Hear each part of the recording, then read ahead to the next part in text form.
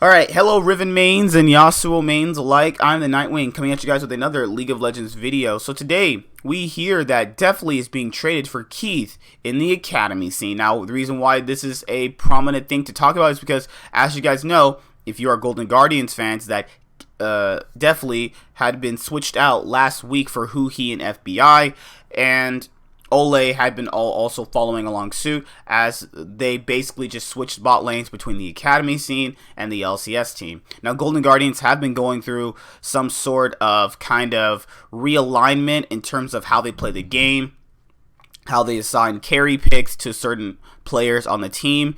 With Deftly and Ole, it always just kind of felt like they just lost lane. Like any lane they ever kind of played, they just lost.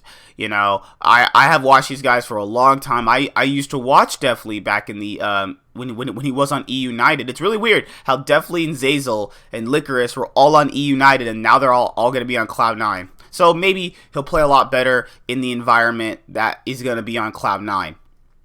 To be fair, on Keith's point, I don't think Keith was ever going to see LCS stage time behind Sneaky, but this is an interesting thing for Cloud9 because people that are fans of Cloud9, you know, the people who actually think logically, like myself, I like Sneaky. I like Sneaky a lot. I think he's a pretty good ADC. You know, arguably he could be a top 2, top 3 ADC in the league. He's never really number 1. Depends on the year that you have to, you know, align with that. But he's always usually a top 4 ADC, which is pretty good. But it does feel like certain games he's just not really, you know, he's just kind of, the bot lane loses a lot. Maybe Deftly is the person that they can finally switch out Sneaky for. Now, that would be very, very controversial in terms of that type of situation. But if you really look at a lot of the play from these guys, it's never really been that good. Now, Sneaky, on the other hand, has been pretty good for most of his career. This split's been kind of lackluster by him. I'm not even going to lie, guys. They've been pretty bad. But I feel like that Deftly coming over to Cloud9 is actually really interesting because you could kind of feel something wasn't right with them, or like maybe they had an argument, maybe they had some way that they didn't possibly see the game back in the same way.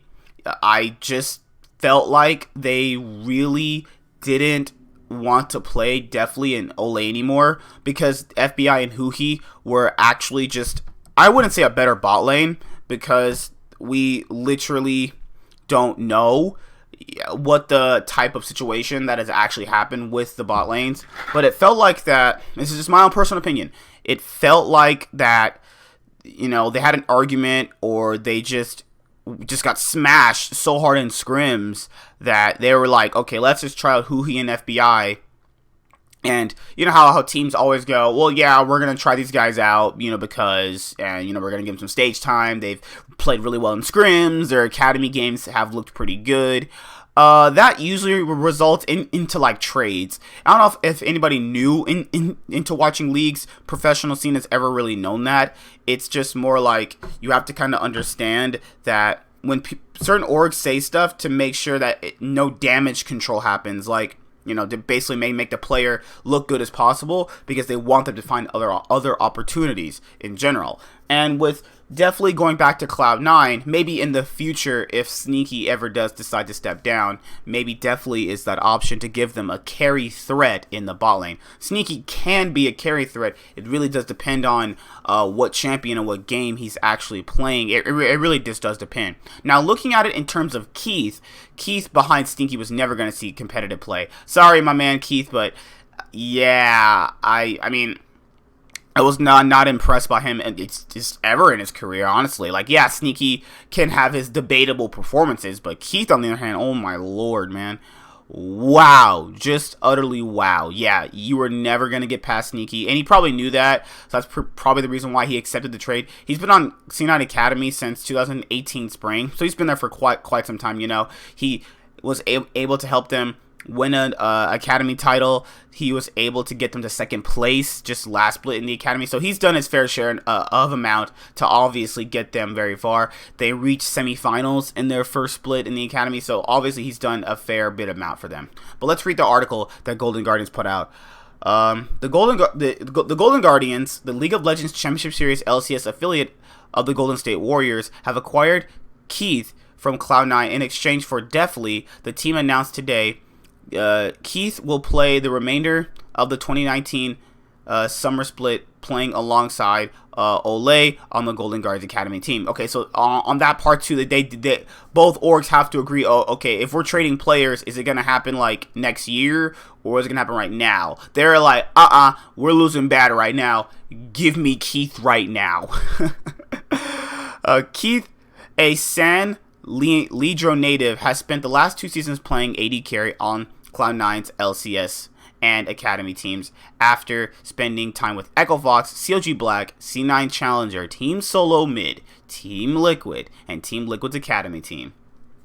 During C9's Academy Spring Split playoff matchup against TSM, Keith earned a pentakill and finished the match with 11 kills, 3 deaths, and 3 assists. Who else was it? Sorry. The article is a little bit down here. And Deftly spent the first 2 years of his professional career with the Golden Guardians, finishing as runner-up for Rookie of the Split honors in 2018 and leading the league in KDA in summer 2018 with kill-death assist ratio of 7.5. The Golden Guardians are the LCS affiliate team of the Golden State Warriors. League of Legends is a multiplayer online battle arena game where the two teams 5 players battle on Summoner's Rift with the goal of destroying the heart of the opposing team's base, known as the Nexus, to achieve victory. League of Legends esports games are broadcast live to millions of fans in 18 different languages across the globe, with viewership of the regular season averaging 90 million hours watched live week over week worldwide. Thank you, Golden Guardians, for that little bit of news that everybody already knows about League of Legends. So overall, in a more serious aspect, this is a good thing, I think, for both orgs. You know, there's been very rare times I actually personally say that this is just one team is just getting just too much. You know, you're giving me a good player, but you're not getting a good player. So how's this a fair switch? I think this is a rightfully so a fair switch. Yeah, you might think I'm being a little bit harsh on Deftly, but right now I think it's really a fair trade. Now overall, I think Cloud9 realized that, hey, in the future this is going to be a better trade, but right now it's just the way it's going to be. So yeah, Deftly is going to be playing in the academy for Keith. Deftly will be playing alongside C9's new academy support. His name is Diamond, and playing with Jukes. Man, that dude can speak like 20 miles an hour. Whoo! That guy talks fast. But other than that, yeah, Keith will be playing with Ole. That just seems like a really bad bot lane, but hey, it is what it is at the end of the day, as you kids say these days. All right, MLXG retires from Professional League. Everybody knows MLXG.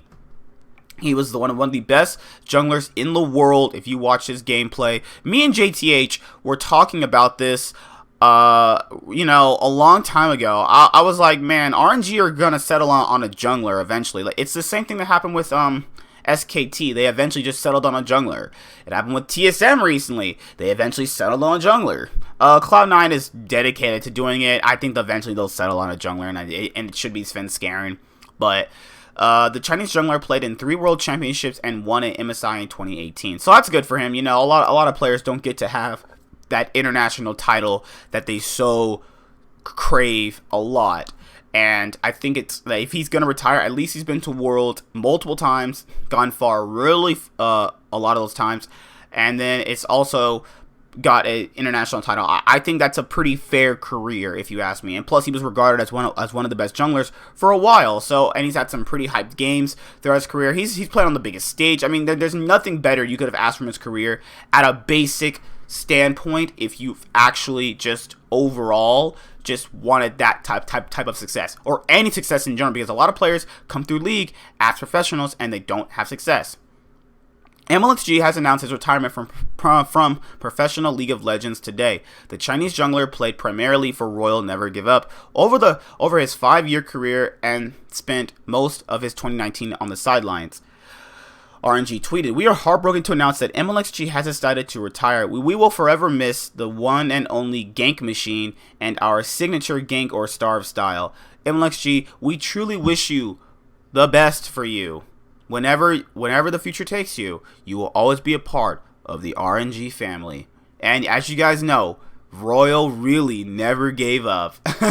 It's just so funny that I always say that. Royal really did never give up. Like they were like, okay, we suck right now, but we're not giving up. And then they won MSI, and they had their little bit of a spurt where they just weren't that good, and then they came back, and now they're really good in the LPL. It's always a roller coaster with RNG. I feel like RNG are eventually going to be called the KT roster of the LPL, except they're actually a lot more consistent as an organization. But hey, that's just my own personal opinion. MLXG was known for his hyper-aggressive playstyle, with fans giving him the nickname MLXD, depending on whether his usual plays got him picks or found him feeding the enemies. His Rek'Sai was one of the most feared in the world, becoming one of his signature champions alongside Elise and Lee Sin. In a statement on Royal Never Give Up, Weibo, that's his actual name, Weibo, the team said that MLXG's retirement was brought on by ongoing health issues, which forced him to the bench most of 2019. Yeah, he's always dealt with health issues. They never, sufficiently stated what these health issues are. No one needs to know, obviously, but if it's like this bad, then it's just like, there's just no reason, obviously. With under 500 competitive games under his belt, MLXG is one of the most experienced Chinese players of all time. While he doesn't have a world title to his name, he managed to win a MSI mid-season invitational in 2018 during what was China's best year in International League. Karsa will stay on with RNG as their jungler for the rest of 2019. RNG are currently tied in the LPL with a 5-1 record. Yeah, our RNG have completely bounced back since their really bad spring split. I mean, it looked pretty atrocious from the spring split. And if you want to read the entire Twitter thing in English, it's right here for you guys, obviously. Everybody knows how good MLXG were, and everybody's been complimenting him on RNG, and it's really something that, yeah, when he came into the roster, I think he played. There was someone else before him. He just completely changed how they were actually playing the game, and for a while he was the best jungler, as one of the best junglers in the world, because you still have like score and stuff like that during that year, and I feel like that him retiring, it's actually not that bad. If he can't do it because he's physically sick, or I don't know what's going on with him, then it's whatever at the end of the day. Prey came back, so I mean, it's very possible he can come back, but I think he's probably done. I've seen enough Chinese players retire to know, like, okay, he's just done. I'll see you guys later. I'm the Nightwing signing out. Like, comment, subscribe. Most of all, enjoy. Nightwing signing out. See you guys later. Bye. Have a good day, and I'll see you guys on another League of Legends video, which is supposed to be happening probably later on today or tomorrow. I'll see how it comes out.